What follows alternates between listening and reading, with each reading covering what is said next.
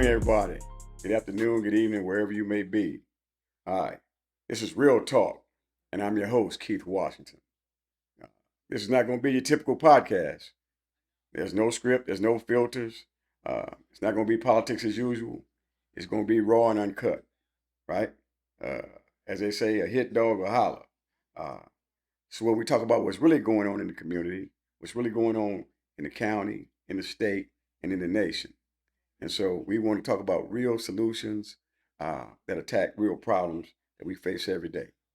Uh, Listen, tell you a little bit about myself. I've lived a very, very, very interesting life. I actually say that.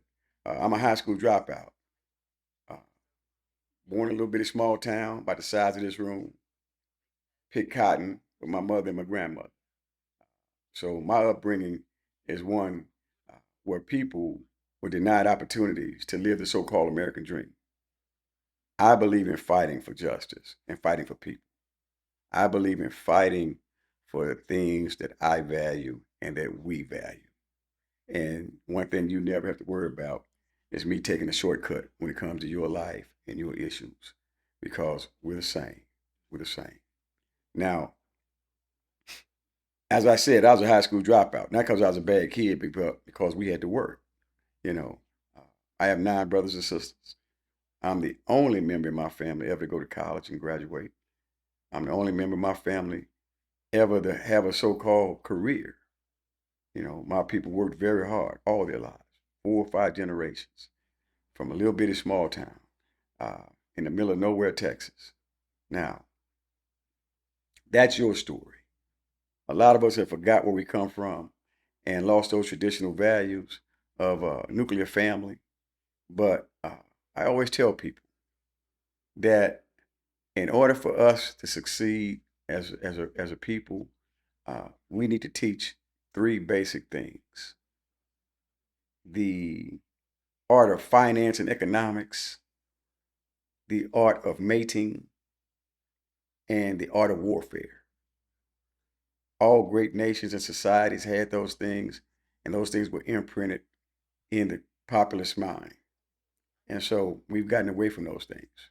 I'm telling you, the art of science, the art of mating, the art of warfare, right?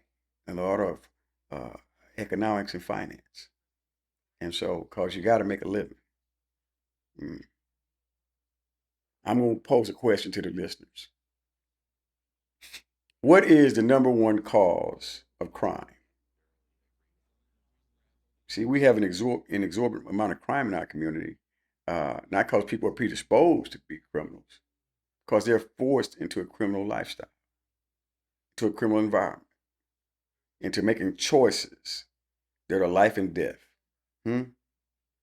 That the young people, middle-aged people, even older people that are rotting in prison, uh, that you ain't got a chance if you don't take a chance because the deck has been stacked against you all your life and against your parents, deck stacked against them and your grandparents and your grandparents' grandparents. And so when you understand why, you would say it comes back to lack of economic opportunities, right? Anywhere you go in the world, poor people, right, are the most incarcerated. Poor people are the most vilified. Poor people are the most despised and disrespected. And so, what does that say? That generally those poor people were locked out of the economic system, especially in this country. And uh, we can address who, what, where, and why, and how that happens through banking, through legislation, through gerrymandering of districts, through what I call economic apartheid of the black community, right? This president now has fired 30 or 40,000 black women just in this county, Prince George's County alone. That's not by accident. That he's trying to defund black America, right? That they're kicking black veterans out of the military, right? Out of every government agency, uh, federal government agency, and even these state government agencies in these other states. So there's always been an attack upon us. And That is part and parcel of the art of war, the science of war, right? You're in a war. You may not know it because there's no bullets, coming at you perpetually, but there are bullets coming at you economically. And so your opportunities are limited, right? And then we sometimes vote for people on the premise that they're going to do something for us. Generally, they're not because they don't know what to do. And a lot of them lack courage to do what's necessary. They really do. They lack courage. And so, what I mean by that, they want to curry favor with the banker, with the developer, right? They want to curry favor with the Fortune 500 companies or the Fortune 1000 companies or the local company that's the number one tax base in that county or that city or that state. They want to curry favor with people who do not care for them, only want their name on a permit or a license so they can break ground, build a factory, build a data center, build a development of houses, and do whatever they can do to make money in your community, and then they leave. And you're left with the aftermath, still with no viable economic opportunity. And so we're going to talk about those issues. I want you as a citizen to say, I never thought of it that way. Now, the science of mating, let's speak on that issue. It's you can love who you want to love. You can marry who you want to marry. You can date who you want to date. Obviously, in the 1950s, interracial marriage was illegal. In Virginia, we all know about the Loving case, Virginia versus Loving, and so where people were run out of their town because a black woman and a white man was married because they did not allow interracial marriage in the South in certain states. And so the Lovings lived up in Washington, D.C. for a number of years before they finally moved back to Virginia. Uh, so that's something we need to speak on. Our young men, especially these actors and athletes who go off to these colleges and then they come back home uh, with not any young lady that looks like their mother or their sister or their aunts or their grandmother. They come back home with a young lady uh, that really we call them the snow bunny hoppers. I'm gonna just say it like it is, as we call them. And so they love that, and because they don't have an underpinning of who they are as a black man, maybe they had trauma, maybe they had really what I call the media narrative of what beauty is. You see, the social stigma attached to that. And so, no matter what this sister brings to the table, they're not looking at her as a mate. They're not looking at her as someone to date or marry or raise a family with. You know, the exact opposite. And so, and you wonder why doesn't it affect the Chinese male or the Italian male? Why doesn't it affect the Korean male or the white male or the Hispanic male per se, or any other ethnic or racial group on the planet? That it affects mostly black men, black young men. In my own family, I have 6 cousins, male cousins, and they're all married to women that are not black. Think about that. Just in my family alone, 6 of them. And so, that would make one wonder, did they not love my grandmother? Did they not love their mothers? How does that systemically happen? And 4 of them were college athletes. Yeah, 4 of them actually went to college and played football and basketball and baseball. And so that's something that we should ponder and say, okay, what causes that?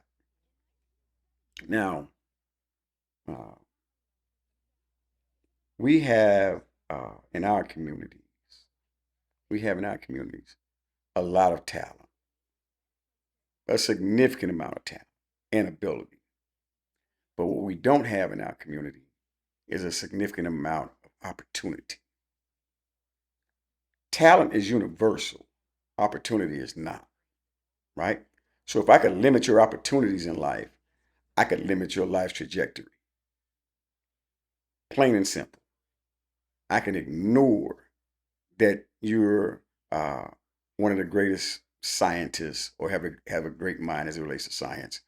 I can ignore if you are, say, the greatest baseball player. You you understand college baseball, and even at the professional level, there's a lack of African Americans that play in college Division I baseball and in the major leagues. When black baseball players hold nearly every major league record there is. Think about it. Blacks were only allowed in baseball in 1947 after Jackie Robinson broke the color barrier. And from 1947 to 1980, in those 33 years, black players who were denied access and entry into Major League Baseball, in 33 years, you had black players who played in the Negro Leagues, right? I'm going to be clear with this. In a 33-year period, you had black players who won 30 MVPs in Major League Baseball. Think about that. From 1947 to 1980, 30 black players won the MVP in Major League Baseball. And they were only 8 to 10% of Major League Baseball. And some teams had zero black players on it still today. As late as the 50s and 60s. And most teams had one or two. On a 25, 30-man or 40-man roster, they had one or two black players. But black players dominated so much that they won 30 of 33 MVP awards in Major League Baseball. Now, from Jackie Robinson to Joe Morgan to Willie Stargell to Barry Bonds to Hank Aaron to Willie Mays, right, to Roy Campanella to Willie McCubb. It goes on and on and on and on, where they won, to Dave Parker. They won the MVP in Major League Baseball. But what happened is they were denied opportunities pre 1947. Think about how many black players were better than their counterparts who never got the opportunity. And now it appears that Major League Baseball has gone back to that, right? Where, you can come down to college and you can play football and basketball. And by coming down to college and playing football and basketball, you're going to make the University of Alabama, $150 million this year, that football team. And that football team is comprised of a bunch of little black guys, black boys from those small towns all over Louisiana and Mississippi and Alabama and Texas and Florida. And the University of Alabama takes that 150 million and they give scholarships to kids that play soccer and tennis or on a swim team and a golf team at the University of Alabama. Same scholarship the football player gets, but the soccer team, the swim team, the golf team doesn't make the school $150 million. That football team does with those black boys on it. That's really what I call that economic apartheid system, right? That's in play where your labor is used to build other people's wealth. It's as clear as day. And it's been like that for 400 years or more. From the cotton field to the football field. And now your sons grow up, and they're going to be with football on their mind. That's what they think is their avenue to make it in the world. But one out of 1,000 may make it to the NFL. One out of 1,000. And that person may only play 2 or 3 years. So for 22 years, you've been pushing this kid toward football of his life. And for the 99% that don't make it, what are they going to do after age 22? When the only thing they know is how to run and tackle and jump and catch a ball. You see, that's what we call a social indoctrination that is undertaken in our community. More than any other community, we're pushing our sons and daughters toward athletics, and only 1% are going to ever make a dollar at that sport. So anyway, look, this is Real Talk, and I want you to know that Real Talk with Keith Washington has no filters. We're going to have some guests coming on in the future, and we want them to articulate their positions to you, the people. The people come first here. They always have, they always will, and we're going to give it to you straight. I'm your host, Keith Washington, and you're listening to Real Talk. Thank you. Hi, I'm Keith Washington. I'm running for Prince George's County Council at large. I'm running because I want to bring real change to our community. If you're tired of the same old politics, if you're tired of the same old rhetoric, vote Keith Washington, County Council at large, Prince George's County, June the 11th through the 18th. Thank you. Our first subject today, right? We're going to talk about economic prosperity in the banks and how you're targeted and how you're neutralized and how you're exploited and how they take your money and make money with it. You know, most of us have had or do have, if you have a bank account, a savings account, right? And that savings account pays you 1% interest a year. So, for those that may be slow with the math, let me help you out. If you give me $100 and at the end of the year I give you back $1, that's your 1%. So they take your $100 and by law, they can loan it out to their friends and family and other business interests. 90% of your deposits can be loaned out. So if you deposited 100, they can loan out $90 to somebody at 8%, 10%, 17% interest. But they only pay you 1% of your own money. That's how they make money off your money. So you might have $30,000 in the bank. If you do, you one of the few. All right. In a savings account, no less, because you never understood investing nor really how to make your money grow. We're going to talk about that. Saving, and investing your money to grow it. And so that 30,000, you have a debit at that bank for 30,000. By law, the bank can loan out 90% of that 30,000, which is $27,000.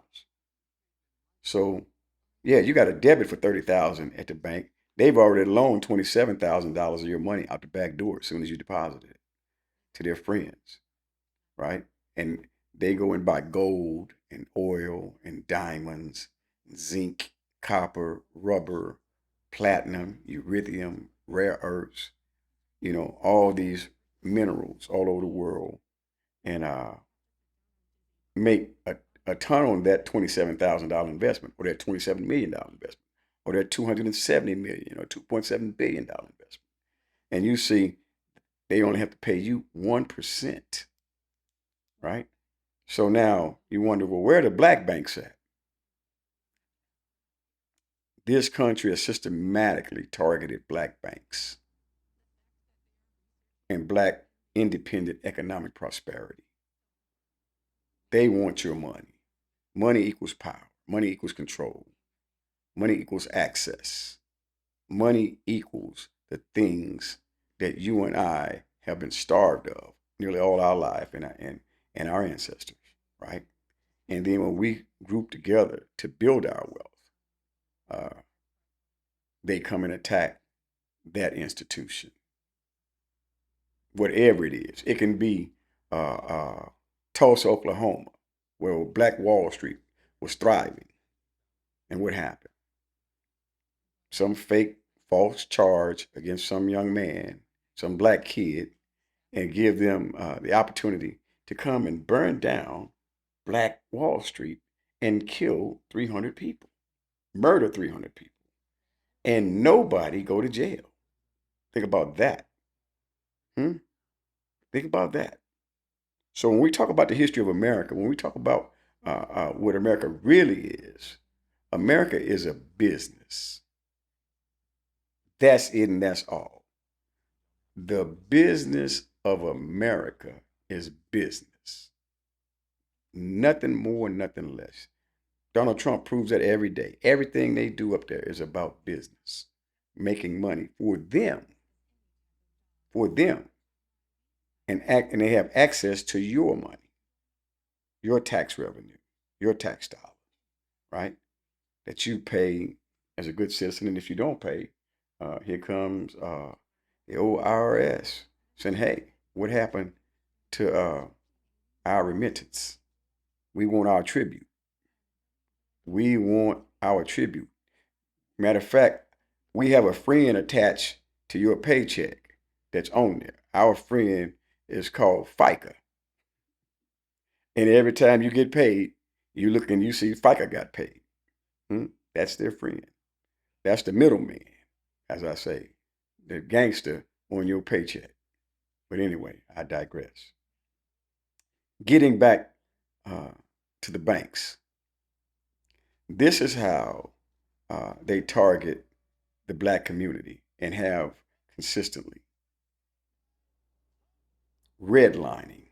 If you're not familiar with the concept of redlining, is where in African American communities all over this country, the banks would not loan money to anyone who wanted to open a business in a black community, to anyone, right, who wanted to buy property as a black person in the black community, right? You got to jump through hoops. They said, well, your application went to underwriting, and the underwriter said, you need to provide us with these documents and your last 3 years tax returns, and your income doesn't qualify, and you hadn't been on that job long enough, and you might have been on that job 15 years.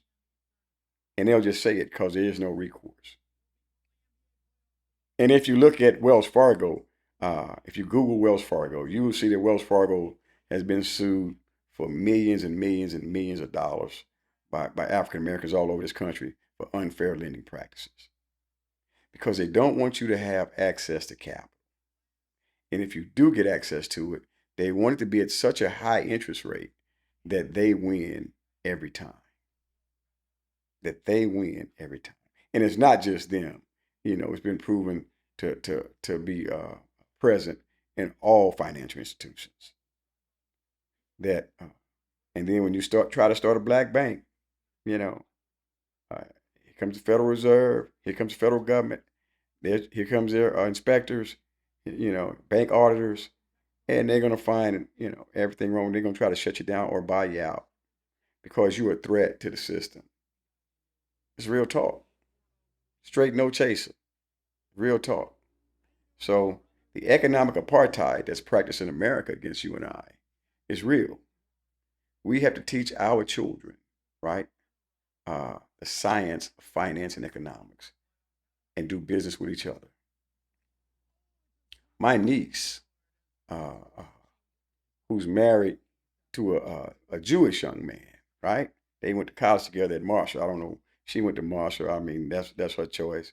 And anyway, they have a great life, right? They have a great life. But I learned uh, over the years that the Jewish community has certain economic principles that they teach their children, right? One is that primarily they always do business with each other. Always. That's the first, second, or third choice is to do business with somebody like mind and similar interests. And so, and in their culture. And so, if you belong to a synagogue and you're uh, uh, uh, you're a banker, and one member is a dentist, one member is an architect, and one member may be a lawyer, then the banker has to do business with the dentist, and the dentist has to do business with the lawyer, or the lawyer has to do business with the banker. That you can't go outside the circle. If you go outside the circle, it's shunned upon. Because once you stay inside the circle becomes more powerful, they become richer, they become more stable, they become more unified, and those principles actually work.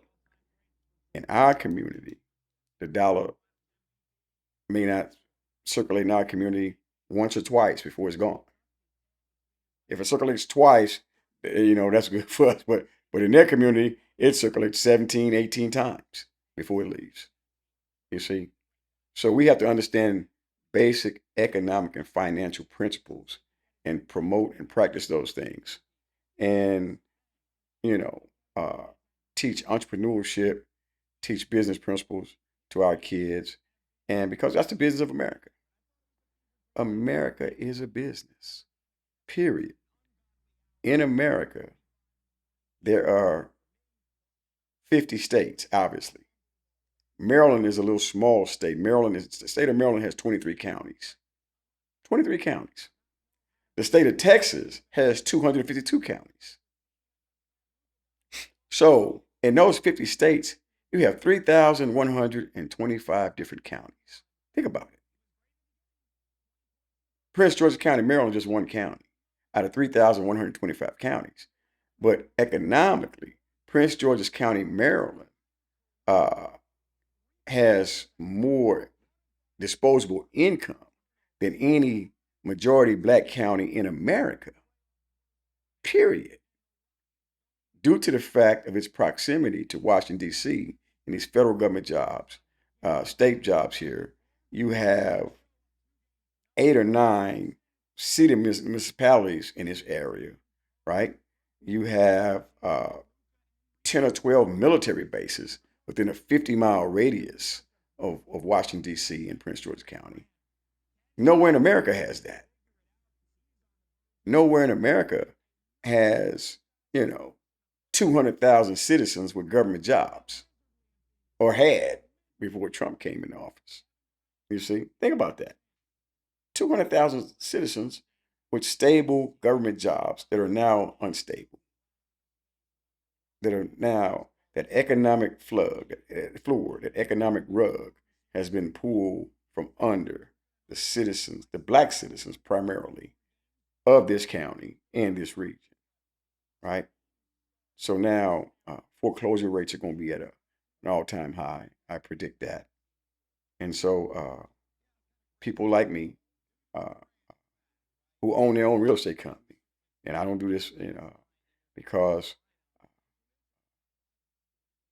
I feel sad and sorry for my kindred who are losing their homes and losing really their careers. If you've been working for 15 or 20 years in the federal government and all of a sudden you're walking in and your agency's been defunded or you've been fired and laid off, well, that means you're never going to get a pension. See, you have to work 30 years in the federal government to get a pension in most of these jobs. So you've been there 20 years, you got a mortgage, you got a family, you got a house, you got a car note, you got electricity bills, you know, the whole spill. Got to put food on the table. And now you just lost a job that you've been in for 20 years, that you're an expert at. Exemplary employee. And now you're unemployed and you're 50 years old, you're 45 years old. And now that pension you will never get, which would have carried you out throughout the rest of your life. So now you're starting over from zero or from scratch, trying to piece it all together because you just lost a 6-figure career overnight because of some guy in the White House. We need to defund Black America. It's as simple as that. It's as simple as that. Don't make no bones about it. They brag about it. They laugh about it. They joke about it. And so we need to come together as a community. And that's why our leaders come in this county and in this state, to come in with viable options and programs. I have some. I have a lot of them. I know what to do. And I can tell people what to do.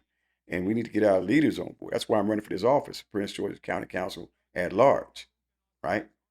That we can do better if we have true leaders, true thinkers, true doers, true fighters for us, not just people who provide us lip service, right?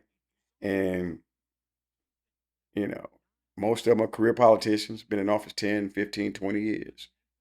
And if they ain't done it for us by now, they ain't going to do it. Let's be clear with that. We've been lied to.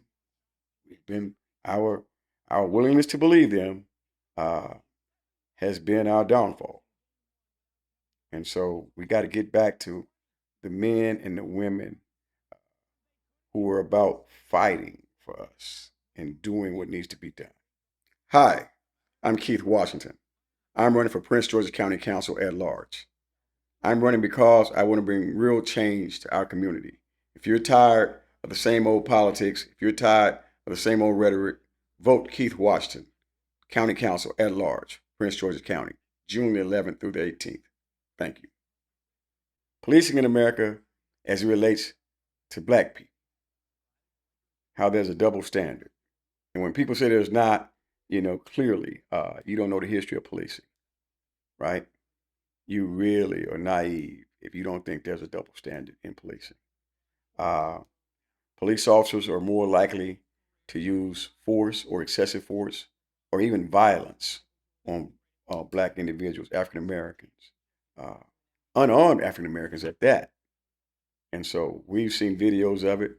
Uh, all of us have, and no one can deny that.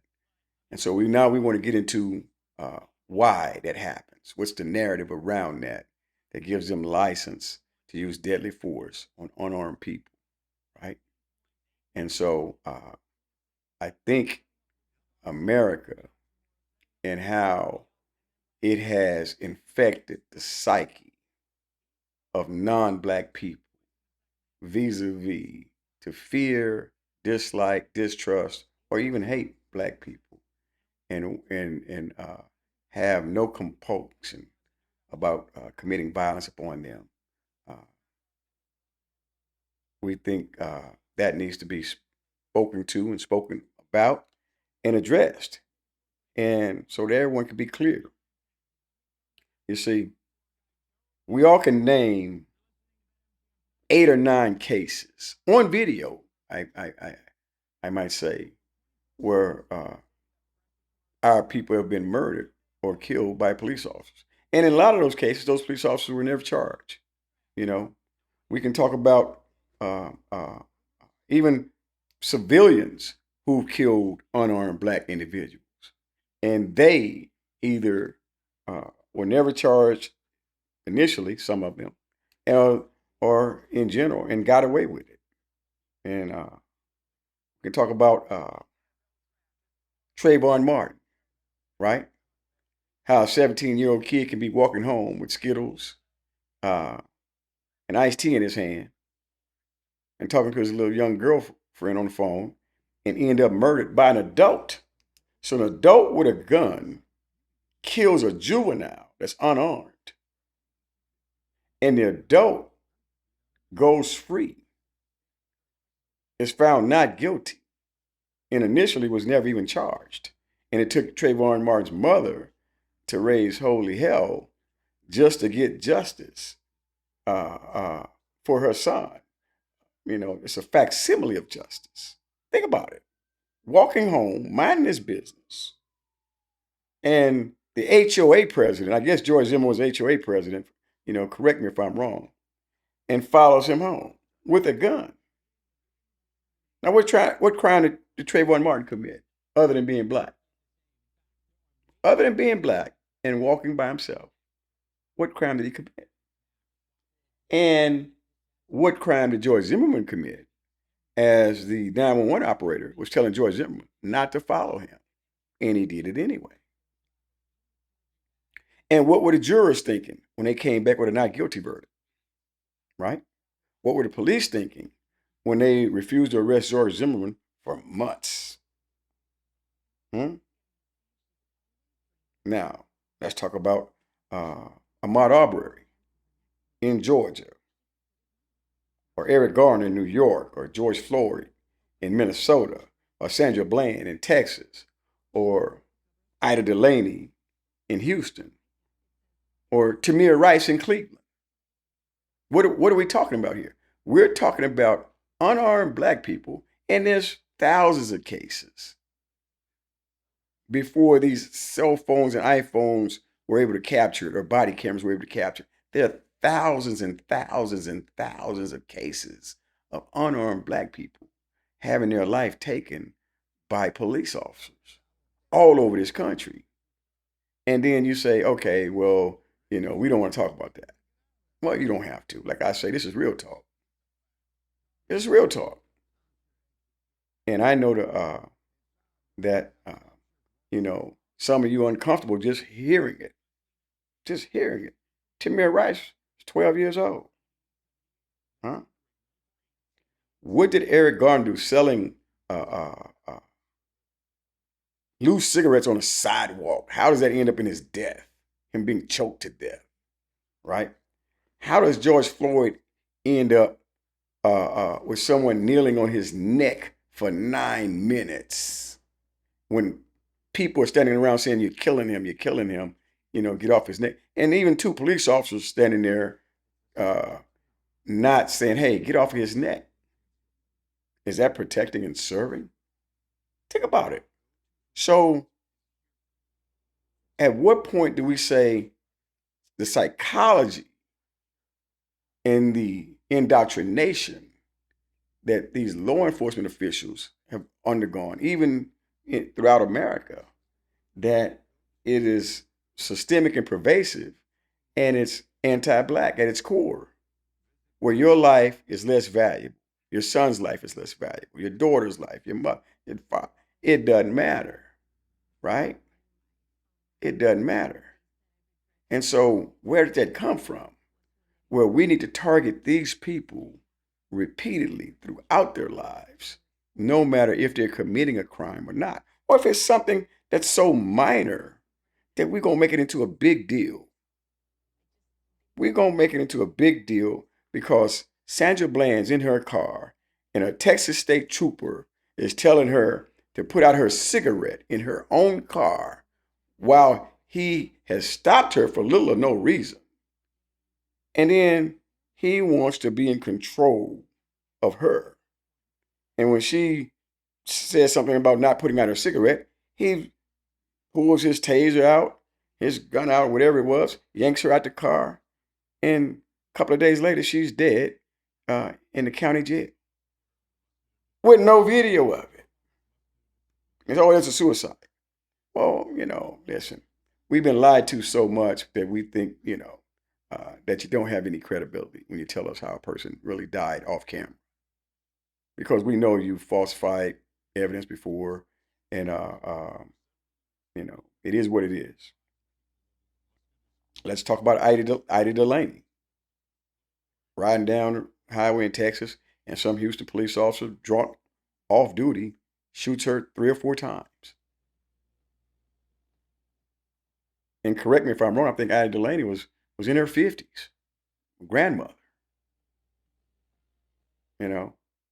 Using deadly force on an unarmed woman. And so, and he's off duty drunk. And so let's talk about that. Let's talk about the 70 or so odd police officers in Uvalde, Texas, right? As this madman was killing those children. I think it was 19 kids and 2 teachers he killed at a school. And 70 some police officers were there standing in the hallway for over an hour, I should say, and refused to go down there and save those lives. As those kids were on their cell phones screaming for help. And you can hear the gunshots in the background. Think about that. 70 some cops. Now that's a man with a gun that they did not want to approach or go after. But they will approach Tamir Rice or Trayvon Martin. They will approach Eric Garner. They will approach, George Floyd, or, they don't mind that. They don't mind shooting Admiral, I hope I don't mispronounce his name, Deweymer in New York 41 times. Amadou Diallo, I'm sorry. Amadou Diallo 41 times in New York. Unarmed. You see, they don't mind that. Shooting a man 41 times that's unarmed. But a man with a gun that's an active shooter, I don't think we're going to go down there and stop him. Because, listen, where I'm from, we call it cowards. A gaggle of cowards. Let's be clear. You cannot sugarcoat that. The Texas governor, Greg Abbott, tried to sugarcoat that, And all these men are, they acted bravely and blah, blah, blah, blah, blah. That's all rhetoric and propaganda. We know that. And people should be ashamed of themselves for saying that. And other people should be ashamed of themselves for even believing that. because he's got to have an audience to believe that in order for him to keep repeating it. And so the investigation will eventually die, and they'll quietly write a check to the families, and God bless them, right? But I want to talk about uh, the history of policing in this country. You know, uh, it started off as slave catchers. That's simply it. And that's all. Empowering the local citizenry to police blacks, that black body, to control them, and arrest them. And then once you arrested and brought through this so-called judicial system, now we talk about historically convict leasing, falsifying charges, making sure they're convicted, uh, uh, and then the local sheriff, who's omnipotent, by the way, in most of these southern counties, uh, lease out the black convicts or inmates to local businesses for pay. Now, the inmate may get 20 cents a day, or 30 cents, or 50 cents a day, or whatever it was. But the sheriff made money on that. No one can deny that. And there are all kind of laws designed, uh, loitering laws, reckless eyeballing laws. I mean, think about that, reckless eyeballing. Meaning, if you look a white person in the eye, that's called reckless eyeballing. You can get locked up for that. You didn't move off the sidewalk. You don't have a job, so you're loitering. And rogue and vagabond laws. We catch you on a train. We're gonna pull you off that train once you get into this county, and we're gonna lock you up for a year, 2 years. And you're gonna work in the fields in this county. You know, and we all know that cheap labor, uh, uh, is what businesses thrive on. Hmm? The number one cost of any business is their labor costs. That's why AI is so prevalent now, that you're going to do away with labor costs. The number one cost of any business is the business owner's labor costs. Well, if black people working for free for during slavery, we don't have any labor costs. But now, since we have all this mass immigration, we can have these people work for free and replace black people. It's right in front of you. I hate to say it, but I don't hate to say it. It's right in front of you. You see it. You may not recognize it, and you may not be able to articulate it, or you may be afraid to articulate it. But we can have real talk, and we can have an exchange of ideas and thoughts and opinions, and as to who, what, when, where, why, and how, or the cause and effect. You know, but we all know the number one cost of labor of businesses is the labor costs. And so, you know, we want to address that for 400 years, black people provided free and cheap labor to this country, and that is how it grew so economically strong so quick. Period. Period. 4 centuries of free and cheap labor. Black labor, black production equaled white wealth. That really, founding fathers, as you call them, they're not my father, but I get it. You can call them that. Um, they created a system uh, where, the underpinning of this country. Go and read uh, the articles of Confederacy, the 13 states that seceded from the Union, how they talked about slavery uh, uh, was their primary reason for seceding from the Union, that they wanted to maintain slavery. Go and read it. You can Google it. You know, why Tennessee and Texas and Louisiana and other states seceded from the Union. Hi, I'm Keith Washington. I'm running for Prince George's County Council at large. I'm running because I want to bring real change to our community. If you're tired of the same old politics, if you're tired of the same old rhetoric, vote Keith Washington, County Council at large, Prince George's County, June the 11th through the 18th. Thank you. Injustice.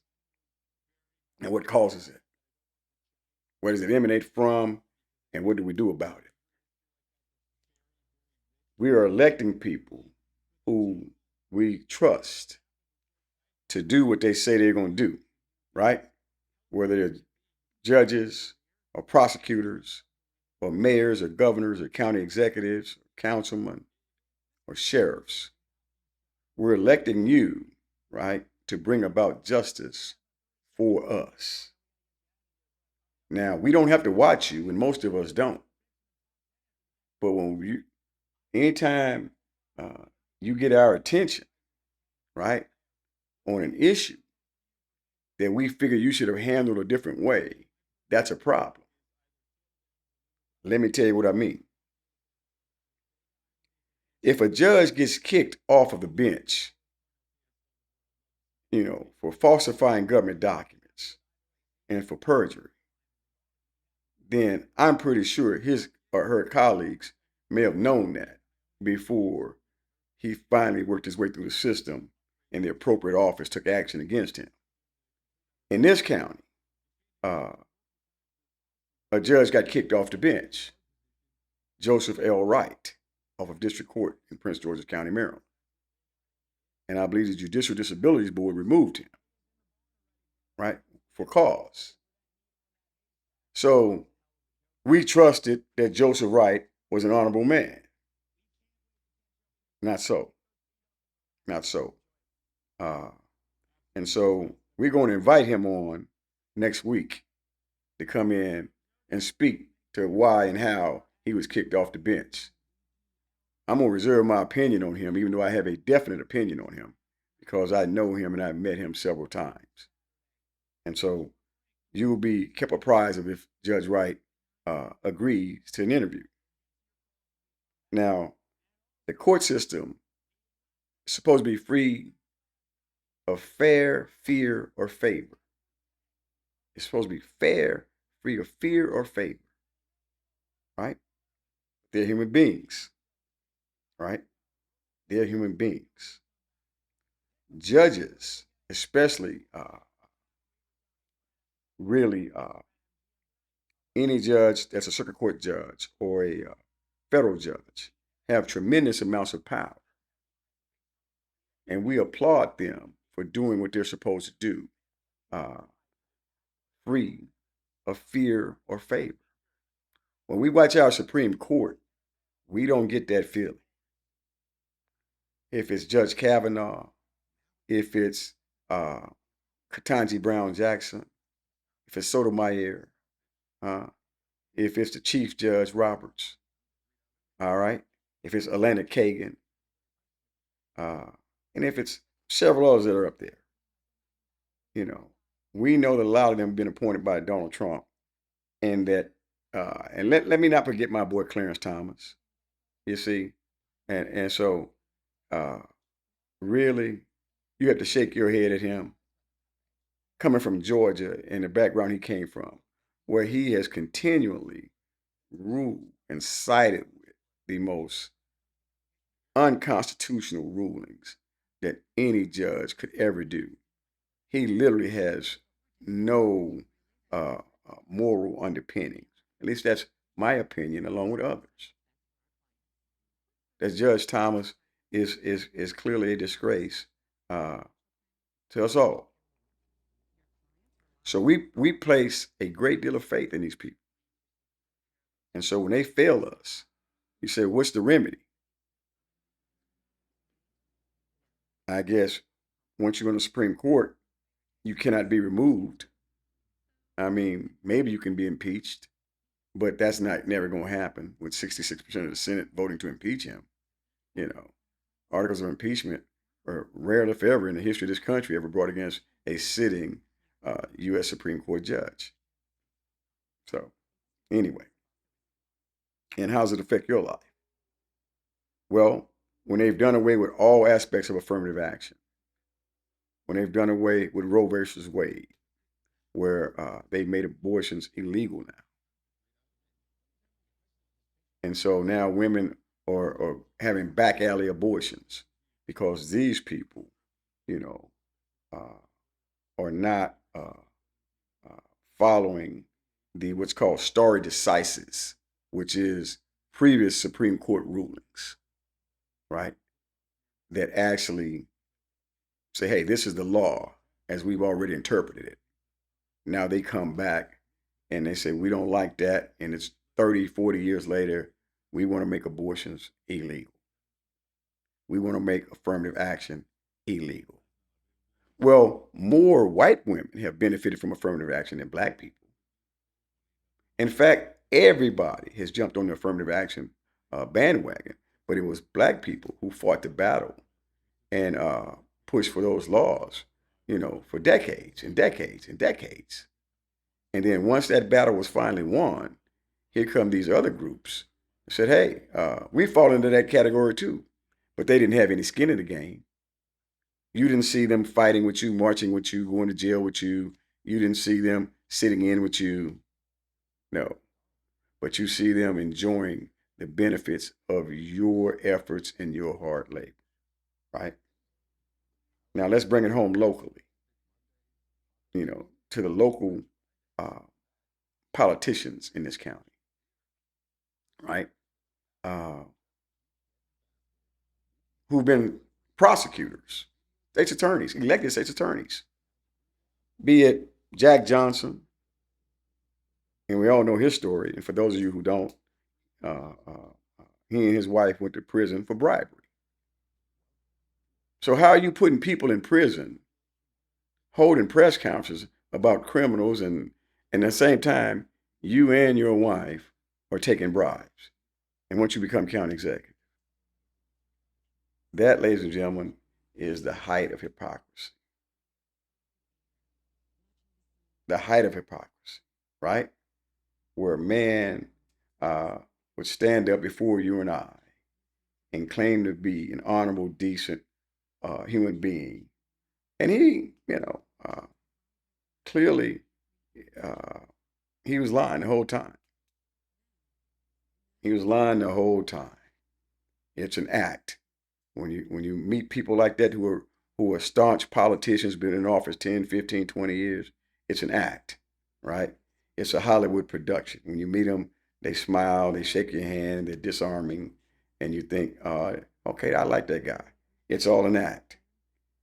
All right, he should receive the Oscars or Academy Award or a Tony or an Emmy, right? That's how good of an actor some of these people are, and I would put him at the head of the list. You know, obviously there are others, and you know them. Some of you don't, but some of you are kind of naive. Our people naive because we're trusting people. We're trusting people, right? We've trusted people for 400 years, more or less. That's let us down, and so we have to do better. We have to do better. We have to hold their feet to the fire, you know. And so now I think and we're not begrudging him a job or a career. He's been rehired by the current administration, and so hopefully that they'll do what's right. We want you to do what's right, Brother Johnson. That's all. But anyway, moving on to that, and then his wife. You know, you know, who's also a lawyer, stuffing $70,000 down her underwear as the FBI kicks in the front door. You know, now that's character. That's character. Let's call it what it is, or the lack thereof. Lack thereof. But they sit up in front of thousands of us for years and preach one thing and did another. And so, yeah, that's something that I want you people to, all of us, to take into consideration. So there's others like them. Make no mistake, there are others like them, and that may get me into, trouble or disfavor with some. But I have no fear of favor, ladies and gentlemen. We call the truth, and my granddaddy used to say, "Put it out there so the hogs can get it." And so we lay it bare. Uh, I myself has been a victim of injustice many times in my life, and so have many of you. So have many of you. Uh, and no one's coming to save you and I. We got to save ourselves. We got to save ourselves. And we got to be willing to face facts, face the truth, and make hard decisions and based on people who are going to fight for us and what we believe, and make sure that we enjoy the economic prosperity that we create, not other people, right? Through county contracts, county jobs and positions, county promotions, and not let the media shape any narrative around us that's negative. See, they love printing negative stuff about you and I as a people. As a people, rarely. And anytime it's something positive, it's, oh, we're giving them free turkeys, or we're giving them shelter. See, they make us seem like that we're beggars. But no, we built this country. We built this country. Our labor, our forefathers' labor, and our labor. We built this country. So take pride in that. Take pride and joy in that. And then we work together to sustain that, right? And through unity and similar interests and like ideas. We fight for what we fight for. We believe in what we believe. And so other people who don't believe it, you know, let's you know, let's call it like it is. And let me get personal for a minute, because this is just not politics for me. It's personal. You know, your struggles, my struggles, our lessons learned over our lifetime, and why we don't quit. Because we built for this fight. We were built to make positive change in our lives, in our community. And so change doesn't happen just because we talk about it. It happens because we do something about it. That's who we are. So I'm just asking you, what role are you going to play? You need to unite with any organization in your community, whether it's the NAACP, whether it's the Urban League, whether it's the Links, whether it's a fraternity or sorority, blah, blah, blah, blah, blah. And you invite me out to it, and I'll be more than happy to speak, right? At votekeithwashington.com. I'll be more than happy to speak, and I can give you my all and tell you and converse with you and listen to you about what we need to do as a people. I'm asking you to get involved, uh, to share this podcast, right? I'm asking you to like it. I'm asking you to comment on it. I'm asking you to subscribe to it. I'm asking you to share it with your family, friends, co-workers, and others. Because, ladies and gentlemen, we are just getting started. This is your podcast, huh? This is your podcast. It's your time. Your children, your grandchildren, your nieces and nephews, it's about them and their future. And we have to be teachers, coaches, and mentors to them. We have to be the people who they have seen and recognized themselves in our history, and they know it. They know it. I'm telling you, like this, comment on it, subscribe, share. We're going to make some things happen in this county, in this state, and nationally for our people, because we've done more and collected less than any people standing up in America today. No one can deny that. Done more and collected less. And so now, if not now, then when? And if not us, then who? We're in agreement with that. Now, I'm your host, Keith Washington. This is Real Talk, and we thank you for tuning in. We thank you so very much, and we'll see you next time. Real Talk, ladies and gentlemen. Keith Washington.